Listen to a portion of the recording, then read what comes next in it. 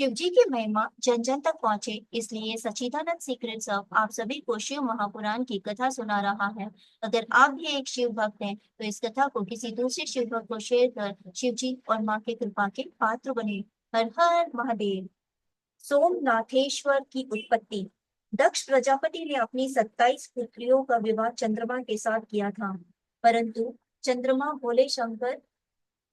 चंद्रमा इनमें से रोहिणी से सबसे अधिक करते थे। इस कारण शेष 26 पत्नियां दुखी होकर अपने पिता दक्ष के घर लौट आई। पिता ने अपनी पुत्रियों की बात सुनकर चंद्रमा को समझाया कि हे चंद्रदेव, तुम उत्तम वंश में उत्पन्न होकर ऐसी नीच कार्य क्यों कर रहे हो। किसी के साथ विषमता न बरत कर समरसता का व्यवहार करो। एक के साथ प्रेम और दूसरे के साथ प्रेम ना करने पर मनुष्य को नरक प्राप्त होता है। इस प्रकार दक्ष ने चंद्रमा को समझाया, परंतु चंद्रमा ने उसकी बात पर कोई ध्यान नहीं दिया। दोबारा रोहिणी से दुखी होकर सब अपने पिता के पास लौट गई।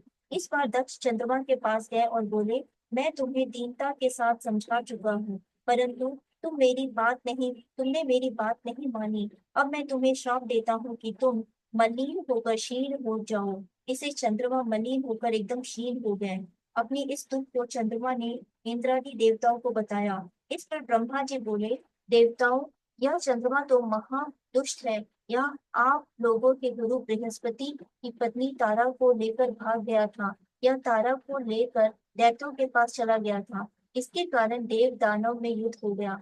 मेरे बहुत समझाने पर इसने तारा को वापस किया था, परंतु वापसी के समय गर्भवती थी। इस कारण बृहस्पति जी ने तारा को लेने से मना कर दिया था। तब मैंने उसके गर्भ का निराकरण किया और तारा को गुरु बृहस्पति को सौंप दिया था। आप लोग इसकी बात मुझसे ना करें, परंतु मैं आपको एक उपाय बताता हूँ। तुम सब चंद्रमा को लेकर प्रभास नामक क्षेत्र में भगवान शिव का पूजन करो। मृत्युंजय के तप के द्वारा आप उनका पूजन तथा जप करो। शंकर भगवान की कृपा से इसके सब कष्ट दूर हो जाएंगे। ब्रह्मा जी के कहने पर सभी देवता और ऋषिगण चंद्रमा को लेकर प्रभास क्षेत्र में सभी तीर्थों का आवाहन कर शिव पूजन करके जप कराया।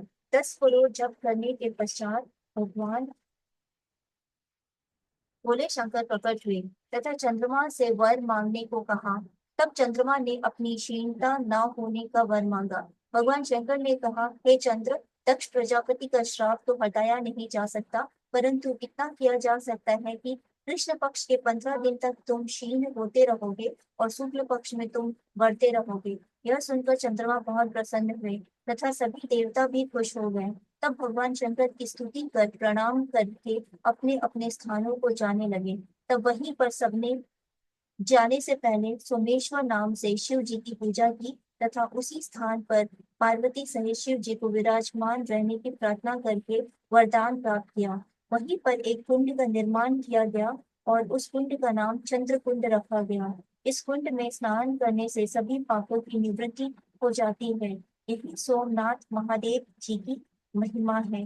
हर हर महादेव।